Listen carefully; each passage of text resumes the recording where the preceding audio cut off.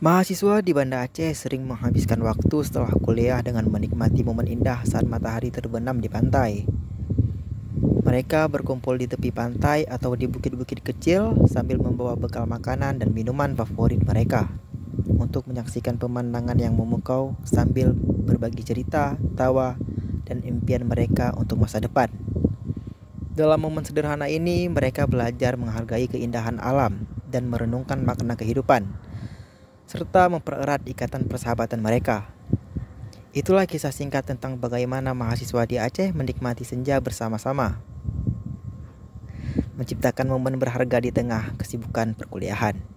Mereka berkumpul di pantai Alunaga yang terletak tidak jauh dari kampus dan mudah diakses dengan kendaraan. Momen-momen berharga serta canda tawa ini akan menjadi kenangan yang indah bagi mereka saat lulus kuliah nanti.